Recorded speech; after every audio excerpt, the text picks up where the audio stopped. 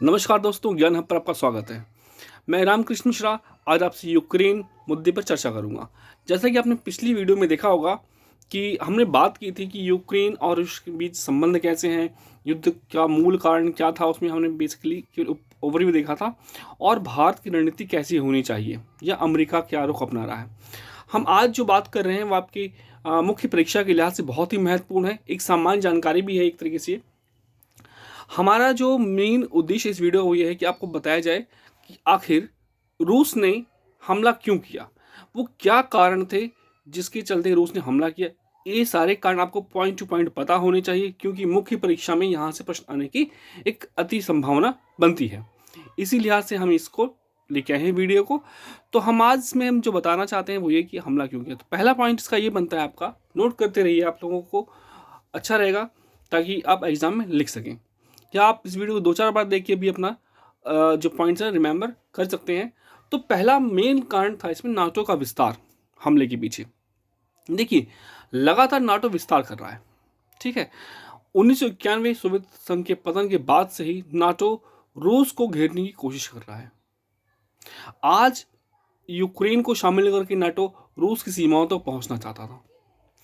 यदि ऐसा होता तो रूस के लिए राष्ट्रीय सुरक्षा का मुद्दा खड़ा हो जाता या भविष्य में संभावनाओं को भी संप्रभुता की जो चुनौती थी वो खड़ी हो जाती। इसलिए रूस ने पूरी दुनिया से संघर्ष कर मोल लेते हुए अपनी गैस आपूर्ति की जो सुविधा प्राप्त थी यूरोप से, उसकी कीमत पर भी यूक्रेन पर हमला कर दिया। यानी कि पहला कारण क्या है, नाटो का विस्तार। ठीक है, अब दूसरा कारण इसमें क्या है, रूस बहुत समय से अमेरिका नियंत्रित एक ध्रुवीय विश्व को चुनौती दे रहा है, जिसकी शुरुआत हमने देखी थी 2008 में जॉर्जिया संकट के समय। फिर 2014 में देखी हमने कि किस प्रकार रूस ने क्रीमिया को हड़प लिया, या उससे पहले हमने देखा कि जो सीरिया है, सीरिया वहाँ पे असद सरकार का समर्थन किया पुतिन ने, यानी रूस ने किया। ये चीज़ें क्या दिखा रही हैं, ये चीज़ दिखाती हैं कि अब रूस एक ध्रुवीय विश्व को स्वीकार नहीं कर रहा। वो कहता है कि विश्व में दो ध्रुव तो हैं कम से कम, एक रूस है, एक अमेरिका है। तो दूसरा कारण क्या था इसका, एक अमेरिका नियंत्रित एक ध्रुवीय विश्व व्यवस्था को चुनौती देना। दो कारण हो चुके हैं, नोट करते रहिएगा आप, नाटो का विस्तार और अमेरिका नियंत्रित एक ध्रुवीय विश्व को चुनौती। इसका एक अगला कारण क्या है, देखिए, अगर नाटो में यूक्रेन शामिल हो गया होता तो शायद रूस हमला ना करता, क्योंकि ऐसी स्थिति में नाटो नाटो बिना देरी किए यूक्रेन की सुरक्षा के लिए पहुंच जाता। परंतु अभी भी यूक्रेन नाटो का हिस्सा नहीं था, जिसके चलते नाटो यूक्रेन की मदद के लिए नहीं आया। ठीक, तो तीसरा कारण यह है कि यूक्रेन का नाटो में शामिल ना होना भी एक कारण बनता है, जिसके चलते रूस ने जो है यूक्रेन पे अटैक कर दिया। और आगे हम देखें तो एक बड़ा कारण है जो यूरोप की गैस बाजार के रूप में आता है, ऊर्जा बाजार के रूप में आता है। जैसे कि आप जानते हैं, जो रूस है, रूस यूरोप को बड़ी मात्रा में गैस सप्लाई करता है और वो धीरे धीरे कहीं ना कहीं रूस के जो आप रिजर्व्स थे वो बढ़ रहे थे। इसके चलते अमेरिका को नागवार गुजर रहा था, यानी कि अमेरिका नहीं चाहता था कि रूस जो है वो यूरोप के गैस बाजार पर नियंत्रण करे, क्योंकि अमेरिका खुद चाहता है कि जो यूरोप की गैस बाजार है उसमें अमेरिकी गैस जाए और अमेरिका लाभ प्राप्त करे। इसीलिए कहीं ना कहीं अमेरिका ऐसी कोशिश कर रहा था कि युद्ध हो। इसके अमेरिका को लाभ ये हो रहा है कि युद्ध होने के बाद क्या हुआ कि जो भी यूरोपीय गैस के ग्राहक थे यूरोप में रूसी गैस के, वो सारे टूट गए।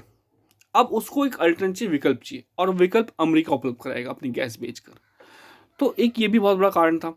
एक महत्वपूर्ण कारण ये था कि आप लोग जानते हैं कि नॉर्डिक स्ट्रीम 2 गैस पाइपलाइन, जिसके निर्माण पे रूस अरबों डॉलर खर्च कर चुका था, परंतु उसका भविष्य अनिश्चित था कि भविष्य में वो गैस पाइपलाइन चलेगी कि नहीं चलेगी।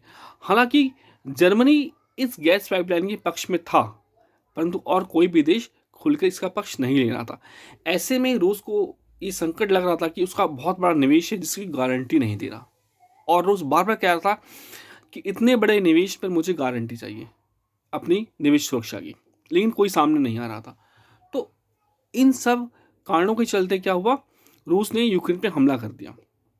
एक कारण ये भी था कि अब तक जो रूस गैस सप्लाई करता था यूक्रेन को, वो कहीं ना कहीं और यूरोप को, वो यूक्रेन से होके जाती थी, जिसके चलते इसके एवज में यूक्रेन को भारी धनराशि मिल रही थी और रूस चाहता था कि वो मिलनी बंद हो जाए। तो ये संप्रभुता, सुरक्षा, गैस बाजार, वर्ल्ड पॉलिटिक्स, नाटो विस्तार, ये सारे वो कारण थे जिसके चलते रूस ने यूक्रेन पे हमला कर दिया। अब भारत की रणनीति की बात की जाए तो भारत क्या करे इसमें? देखिए, भारत की रणनीति बहुत स्पष्ट है।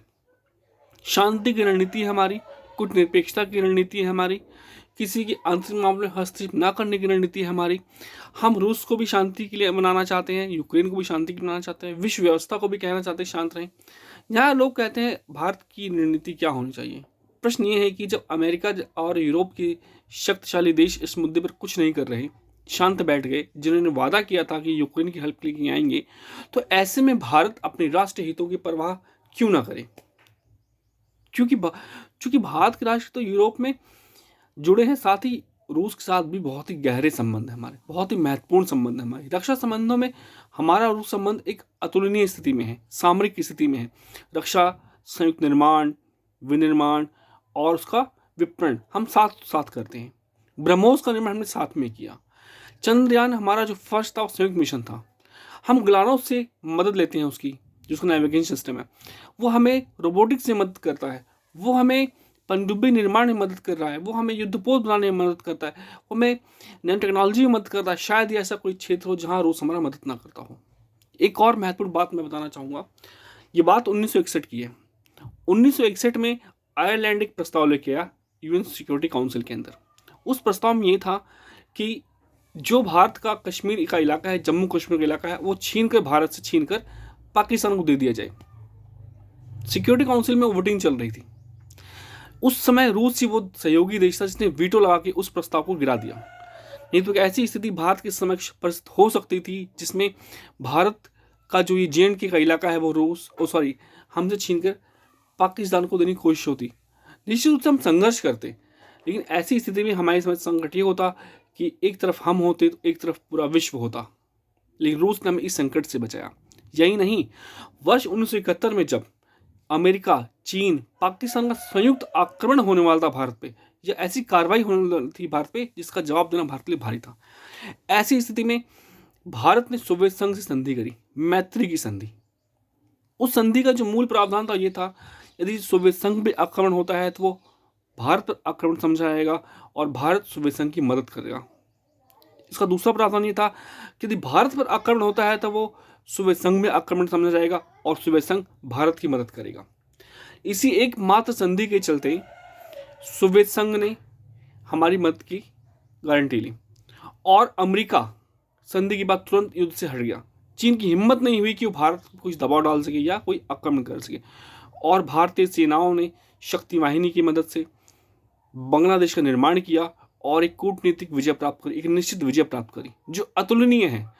और कूटनीति के विशेषज्ञ, विदेश नीति की जानकार ऐसा कहते हैं कि ये संधि शायद विश्व इतिहास में, अंतर्राष्ट्रीय संबंधों में एक ऐसी संधि है जो सबसे फ्रूटफुल रही है। ये संधि ऐसी संधि है जिसने भारत को सशक्त किया।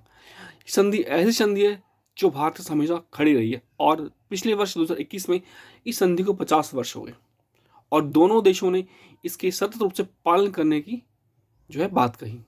यही नहीं, अभी हाल ही भारत ने भी संयुक्त राष्ट्र सुरक्षा परिषद में रूस के खिलाफ जो प्रस्ताव प्रस्तुत किया गया उसको पारित ना करके उसको क्या किया, वोट नहीं किया।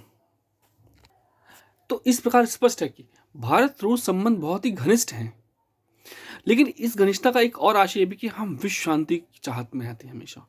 पंचशील हमारा विश्व शांति का प्रतीक है, कूटनिरपेक्षता विश्व शांति का प्रतीक है। तो आज भी भारत विश्व शांति के लिए ही प्रयासरत है। वो मित्र होते हुए भी रूस को समझा रहा है कि आप युद्ध मत कीजिए, यूक्रेन के साथ समझौता कीजिए, वार्ता की टेबल पे आइए, ये एकमात्र समाधान है। तो दोस्तों, वीडियो को ध्यान से सुनें, नोट्स बनाएं, लाइक करें, शेयर करें। आपका अपना चैनल है ज्ञान हब, कोई सुझाव हो तो प्लीज़ दीजिए ताकि हम सुधार कर सकें। नमस्कार, जय हिंद, जय भारत।